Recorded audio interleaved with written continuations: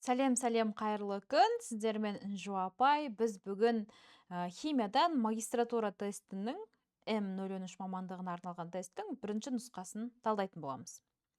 Ең бірінші ароматты көмірсутектерге тән изомерлену түрі. Ол әрине орын басушының орны бойынша. Естеріңізде болса, біз мысалы ортоксилол, метоксилол, жаңағы параксилол деген секілді айтатын едік, иә? Енді келесі мына теңдеудегі тотықсыздандырғыш дейді. Тотықсыздандырғыш дегеніміз ол тотығу дәрежесі өсетін қосылыс. Және электрон беріп жүреді, өзінен электрон беріп жүретін қосылыстар.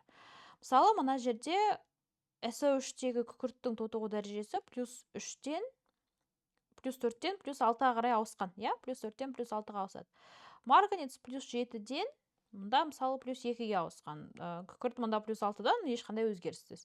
Демек, тотықсыздандырғыш десек, тотығу дәрежесі өскен натрий 2SO3 деп натрий сульфитін белгілей аламыз. Көбінесе тотықсыздандырғыштар маңызды тотықсыздандырғыштарға тағы да мына қосылыстарды жазып кетуге болады. Металдар. Одан кейін тағы да СО, H2, С, осы секілді қосылыстарды, одан кейін аммиак, H2S, яғни минимум тотығу дәрежесінде тұр. Мысалы, мына жерде аммиак -3 тотығу дәрежесінде, H2S -2 минимум тотығу дәрежелерінде тұр. Маңызды тотықтырғыштар ретінде мына қосылыстарды айтып кетуімізге болады. H2S 4 маңызды, иә, максимум тотығу дәрежесінде тұр, +6. HNO3, одан кейін тағы не? Мысалы, калий марганец O4, одан кейін тағы калий хлор O4 деген секілді, одан кейін галогендер, яғни фтор 2, хлор 2, бром 2, сосын йод 2, одан кейін оттектің өзін айтып кетсек болады, осы секілді қосылыстар. Мысалы, мен мынандай бір мысал жазатын болсам, көпіром қосылған HNO3 десем, түріне қарап бірден айтуымызға болады. Мыс металл ма? Онда ол тотықсыздандырғыш. HNO3 онда ол тотықтырғыш. Немесе мысалы бетсем, NH3 қосылған O2 десем, оттек бізде көбінесе тотықтырғыш, жаңағы аммиак тотықсыздандырғыш. Өстіп түріне қарап та бірден айтуымызға болады. Келесі сұрақ, заттың құрамында осынша процент сутек және осынша процент азот бар. Бұл сөйлемді оқымасақ болады, бізге керегі сутек бойынша салыстырмалы тығыздығы 8/5 дейді. Салыстырмалы тығыздық сутек бойынша десек, онда қандай да бір заттың малярлық массасын бөлеміз сутектің малярлық массасына. Сол кезде оның жаңағы мәні 8/5 болған. Онда біз заттың малярлық массасын табу үшін, іздеп отырған затымыздың малярлық массасын табу үшін, сутектің малярлық массасын көбейтеміз салыстырмалы тығыздыққа, яғни 2-ні көбейтеміз 8/5-ке. Сонда ол бізде болады екен 17. Осыдан енді қай заттың малярлық массасы 17 екенін тапсақ болады. Сөйтіп, ол MR17 болатын, ол бізде аммиак. NH3, азот 14, 14-ке 3 қоссам 17. Болды, өстіп тауып қойсақ болды екен. Келесі, мына реакциядағы А, Б, С заттары дейді. Бірінші бензолды HNO3 қосқан. Бензолға HNO3 қосқан кезімізде күкірт қышқылының қатысында нитробензол аламыз. HNO3-тен С6, H5NO2 нитробензол. Одан кейін нитробензолды сутек қатысында гидрлеп анилин аламыз. С6, H5NO2-ден сутек қатысында гидрлеп анилин. С6, H5NH2 анилин аламыз. Мұнда және де су түзіледі. Анилинге бром қоссақ 2,4,6 трибром анилин алынады. Мына жерде С6, H5NH2-ге бром қосамыз. Енді 2,4,6 трибром анилин. Мына жерде енді нитробензол, анилин, 2,4,6, 3 бром анилин деген. Мен енді бұл жауаппен бір қатты 3 бром деген сөзбен қатты келісе алмаймын. Өйткені бұл жердегі трибром деген ол бір халықаралық атауындағы три, ол орыс тіліндегі аударылатын три емес. Сол себепті ол жерде 2,4,6 трибром анилин болып қала беру керек. Так, жақсы. Келесі, мына реакция қандай реакция деген, енді былай логикалық түрде қарайтын болсақ, фенол алынып тұр. біз ойланбастан фенолдың алынуы деп белгілей береміз. Келесі, өздігінен жүретін процесс. Қандай процесс өздігінен жүреді? Процесс өздігінен жүру үшін ол жерде мынау гибс энергиясы кіші болу керек нөлден. Дельта G кіші болу керек нөлден. Дельта H, яғни энтальпия, ол бізде нөлден кіші болу керек ол да. Нөлден кіші деген сөз ол бізде, яғни экзотермиялық реакция болу керек. Дельта S, яғни молекуланың ретсіздігі дейді, энтропиясы ол бізден нөлден үлкен болу керек. Энтропия нөлден үлкен болады қандай қосылыстарда? Энтропия нөлден үлкен болады газдарда, бір сұйық деген сияқты молекуланың ретсіздігі жоғары болады дейді. Яғни молекула еркін қозғалатын күйде, онда ол жерде энтропияның мәні жоғары болады. Осылай белгілейміз. Келесі, алкендерді гидрлегенде түзілетін өнім. Алкендерді гидролесек, міндетті түрде алкандар, қаныққан көмірсутек. Мысалы, C2H4 сутек қосамыз, C2H6 алынады екен. Келесі, электр терістігі ең жоғары элемент. Электр терістігі ең жоғары ол бізде фтор. Бейметалдық қасиеті ең жоғары, электр терістілігі ең жоғары, ең күшті тотықтырғыш десек, оның бәрі ойланбастан бізде фтор кетеді. Келесі, нормальды концентрация дейді. Нормальды концентрацияның малярлық концентрациямен ұқсастығы өте көп. Біздерде аналитикада әртүрлі концентрацияның түрлері қолданылады. Нормальды концентрация мынау масса, малярлық масса, мына жерде эквиваленттік малярлық массасы деген вариантты белгілейміз. Мысалы, малярлық концентрация десе, n бөлінген v ғой, оны біз былай ашамыз, масса бөлінген малярлық масса, мұнда көлем деп. Мынау кәдімгі біз білетін малярлық концентрация.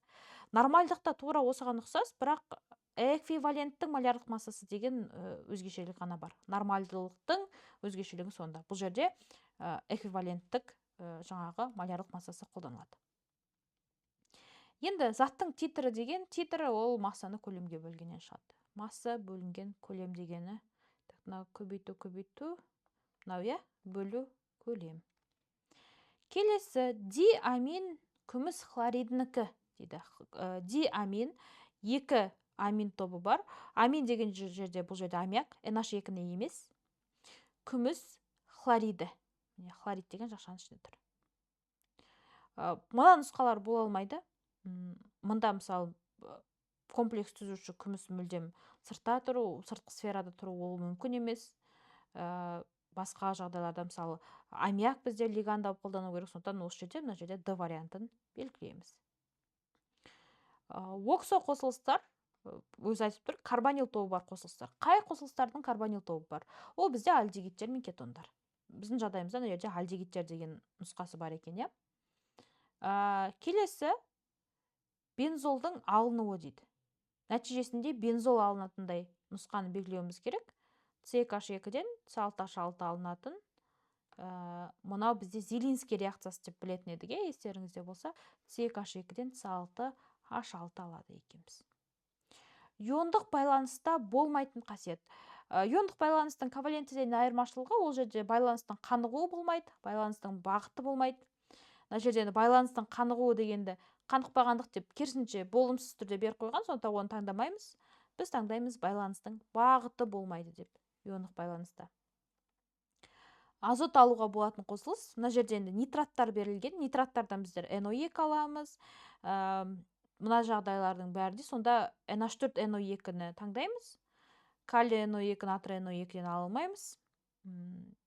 Ол жерлерде тағы да бір қосымша жағдайлар болу керек. Мына жерде NH4NO2-ні өзін қыздырсақ, N2 алатын мүмкіндігіміз бар еді, N2 мен H2O алатындай. Так, су 2 қойсам теңеседі. Келесі, аз еритін кабы қосылысының ерігіштік көбейтіндісі. Ерігіштік көбейтіндісі деп айтып тұр. Значит, бізде мынау ортасында қосу тұрған нәрселердің ешқайсысын қарастырмаймыз. Мына екі варианттың ішінен таңдауымыз керек. Енді біздер оның ішінен таңдаймыз, мынау А дәрежесі және Б дәрежесі деп тұрғанды. А-ның К дәрежесі деген келмейді бізге. Осы вариантты таңдайды екенбіз. С варианты. Келесі, ең алғаш атом молекулалық ілім. Ол бізде енді Ломоносов ұсынған атом молекулалық ілімді. Сұйытылған күкірт қышқылымен әрекеттеспейтін металл. Бұның әрекеттеседі, әрекеттеспейтінін қайдан білеміз? Металдардың кернеу қатары деген қатар бар еді. Мына жерде сутек тұрады, мына жағында бір мыс, сынап, күміс сияқты бір металдар тұрады. Мына жақта натрий, литий, бір цинк, феррум деген сияқты әртүрлі бір металдар тұратын еді. Осы бұл кернеу қатар сіздерде тестта да болады. Сол кернеу қатарының ішінде мынау сутектен кейін орналасқан металдар сұйытылған қышқылдармен әрекеттесе алмайды, сутек газын бөліп шығара алмайды. Бұлар сутек газын ығыстыра алмайды, әрекеттеспейді, тек қана бұлар концентрлермен әрекеттеседі. Мына жақтағылар сутектен кейінгілер. Енді сутекке дейінгілер мына жерде тұр, сутектен кейінгісі бізде мыс. Мыс сұйытылған күкірт қышқылымен әрекеттеспейді, мыс концентрлімен әрекеттеседі.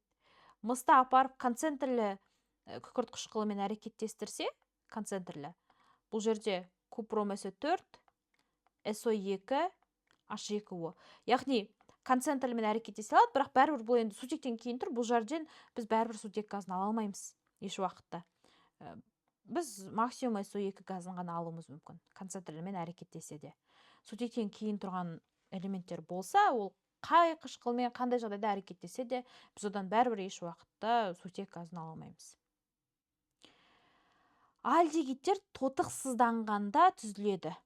Біріншілік спирт.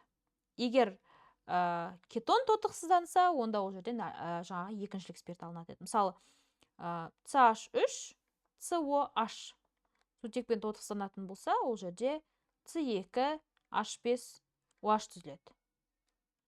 Ал егер мысалы CH3, CO, CH3 деп бір ацетонды тотықсыздандыратын болса, онда одан бізде пропанол 2 алуымызға болады, екіншілік спирт. Жақсы. Келесі, мынандай реакциясының жылу эффектісі дейді. Яғни реакцияда біздер жылу эффектісін қайтып есептейміз. Бұл біздерде жаңағы Гесс заңы бойынша дельта H жаңағы түзілу, formation, бұл жерде дельта H мына жерде біздерде өнімдердікінен азайтып тастайтын едік реагенттердікін. Бәрінің жаңағы түзілу энтальпиялары берілген, сұйықтікі үшін дейді. Өнімдерді қосамыз. Минус 286 судікі, минус 286-ны көбейтеміз 6-ға, қосасын тағы не? Бұл енді жайзаттардікі 0 болады. Дельта H плюс 0 минус азайтамыз, мына жерде қанша бізде аммиактікі минус 46 көбейту 4 болады. Оттектікі 0. Бұл 0-ді онымен ескермей қойым. Ал енді осыны есептейік. Так, калькуляторымды ашып алайын. Минус 286 көбейту 6 минус, мына жерде жақшаның ішінде, минус 46 көбейту 4 десек. Минус 1532 шығады екен. Килоджоуль моль. Минус 1532 килоджоуль моль деп жаңағы есептейді екенбіз. Жайзаттардікі десе, дельта H-тың мәні 0. Міндетті түрде оларды ескермей қарамай кетсек болады. Так, келесі мынандай бір сұрақ берілген. Мынаулардың ішінде қай химиялық байланыс мықтырақ деген. Ең мықты химиялық байланыс ол бізде ковалентті полюссіз байланыс болады. Ковалентті полюссіз, яғни өйткені ол жерде полюссізде енді ешқандай жаңағы электрондардың белгі бір ығысуы жоқ, байланыс өте берік, энергиясы жоғары, сондай ковалентті полюссіз байланыстар мықтырақ, берік байланыстар. Мысалы, байланыс энергиясы, мысалы, азоттарда бұл жерде 1 сигма, 2 пи байланыстың энергиясы бар. Өте мықты. Так, жаңағы осы комплексті қосылыстағы комплекс түзуші дейді. Комплекс түзуші деген тік жақшаның ішіндегі D элементтер Енді біздің жағдайымызда феррум бар, бірақ енді феррумның 2+, 3+, қайсы екенін қайдан білеміз? Калий 4, феррум циан 6 дейік. Циан ионы бұл енді HCl-ның қалдығы, осы қышқылдың қалдығы, иә? Ол бізде минус зарядталған. Минус деп жалпы ионға қоя салайын, мына жерде +1 дейін. Феррумда X дейін. X, мына жерде 4-ті 1-ге көбейтем 4, минус 6, яғни 6-ны минус 1-ге көбейтсем тең 0 дейін қосындысы. X минус 2 тең 0, X тең +2. Яғни мына темірдің заряды бізде +2. Комплекс түзушіміз ол бізде темірдің эквивалентті ионы деп қарастырамыз. Бензол және оның гомологтарын өндірісте алудың негізгі шикізат көздері. Естеріңізде болса, біздерде реформинг деген процесс бар еді. Реформинг процесі, сол жерде біздер жаңағы ароматты көмірсутектерді аламыз деп айтатын едік. Ондай болса, жаңағы көмір десек болады, битум, мұнайдың өнімдері, осы жерлерден біздер бензол және оның гомологтарын аламыз. 15 градус Цельсий дейді. 90 килопаскаль қысымда 3 литр азоттың массасы. Қалыпты жағдайдағы тығыздығы 1,25 грамм литр деген. Біз бүйтсек болады. Мынаны қалыпты жағдайдағы тығыздығы 1,25. Мына формуламен шығарсақ болады. ПВ НРТ теңдеуі бар, иә? Осы Менделеев Клайпейрон теңдеуі. Осы бойынша біз шығарсақ болады. ПВ масса бөлінген малярлық масса РТ деп. Массаны табатын болсам, мынаған көбейтем. ПВМ астында бөлімде РТ қылам. Бұл жерде температураны кельвинмен алуымыз керек. Температура кельвинмен болу үшін 15 градус Цельсийға қосамыз 273-ті. Градус Цельсийді кельвинға айналдыру үшін 273 қосатын едік. Так, калькулятор алып алайын. 15-ті қоссам 273-ге 285. Қысым бізде 90 килопаскаль, көлем 3 литр, малярлық массасы азоттікі 28, 14-ге көбейтсем. Мұнда 8-де 31, температура 285. 90 көбейту 3 көбейту 28, бөлінген 8-де 31, бөлінген 285 десем.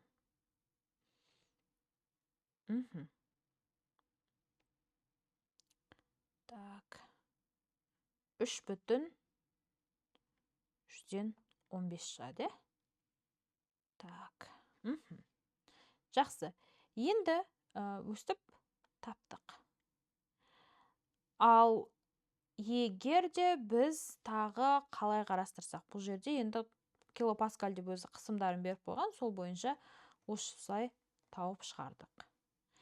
Енді келесі қалыпты жағдайдағы қысым ол 101,3 килопаскаль, ол қалыпты жағдай 1 атмосферадыңкі 101,3 килопаскаль. Пермангонометриялық титрлеу әдісі өткізіледі, индикаторсыз. Бұл біздегі ең жаңағы әдістердің ішінде, титрлеу әдістердің ішіндегі ерекшелігі бұл бізде индикаторсыз өткізілетін әдіс. Яғни индикаторлар басқаларда мысалы әртүрлі индикаторлар қосылады ғой. Мына жерде жаңа перманганат ионының өзінің түсі бар болғандықтан, ол жерде индикаторсыз өткізе береді. Өзі түсті ион болғандықтан.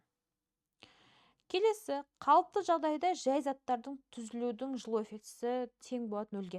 Жаңа біз айтып кеттік қой, мынау N2-нікін, O2-нікін түзілуі жаңағы дельта H formation қарастырмаймыз деп айттық қой, 0 болады деп айттық. Яғни сол жай заттардың түзілуінің жылу эффектісі, яғни дельта H F, яғни formation, яғни түзілу жылу эффектісі жай заттар үшін 0-ге тең. Келесі, жоғары бір негізді қышқылдар. Жоғары бір негізді қышқылдар деген стеарин сияқты қышқылдар. Мысалы, С17, H35, COH стеарин қышқылы. 3 атомды спирт глицерин. С3, H5, OH3. Бұлардың әрекеттесуінен түзілетін заттар сабын деп келе жатыр. Майлар бұлар бізде осылардан түзілетін негізгі заттар. Вообще майды осы заттарды әрекеттестіріп алуға болады, бірақ май енді өзі табиғатта бар нәрсе ғой. Май ыдыраған кезде бізде осы заттар түзіледі. Жоғары карбон қышқылы мен глицерин. Яғни С3 H5OH3 С17 H35 COH С3 H5 мына жерде COO С17 H35 3 еселенген деп. И мұнда 3H2O. Біздерде жаңағы глицериннің тристераты немесе жаңағы стеарин қышқылының триглицериді деп айтсақ болады. Енді мына тізбектің реакциясы дейді. Ойбай, қанша көміртек берілген? 1, 2, 3, 4, 5, 6. Гексан, гексанның катализатор қатысында бензолға айналуы. Тізбегінде циклденуі ароматтық көміртектердің полимерленуі дейді. Полимерлену дегенді сразу алып тастаймыз. Ешқайсысы полимерлену емес, ол бізде мынау да полимерлену емес. Алкендердің катализатор қатысында циклденуі. Алкендердің циклденуі дегенді қабылдай алмаймыз. Алтын не одан да көп көміртек бар, атын бар. Алкандардың циклденуі деген мына нұсқасын біз қабылдай алады екенбіз, Бұлай сөздерді ұзақ болып тұрғанымен жай өсіп қараса осылай жаңағы байқауға болады екен. Келесі редокс потенциалы ортаның пашына байланысты электрохимиялық жүйе деген. Редокс деген сөзден бұл тоту-тозсану жүреді бұл жерде. Тоту-тозсану редокстар көбінесе жаңағы перманганат ионға қатысты болады, ортаның пашына байланысты. Мына ортаның пашына байланысты перманганат иондары жаңағы қышқылдық орта болса, жаңағы тотығу дәрежесі басқаша өзгереді, сілтілік орта болса басқаша өзгереді, жаңағы сол мысалы +2-ге өзгереді ма, басқаға өзгереді ма, ол жерде ортаның пашының әсері көп. Сол себепті бұл жерде жаңағы сондай электрохимиялық жүйе деп біз перманганат ионын айта алады екенбіз. Жақсы, бүгінге біздің жаңағы нұсқамыз аяқталды. Бұл бірінші нұсқа, әрі қаратай салып отыратын боламын. Дайындықтарыңызға сәттілік. Сау болыңыздар.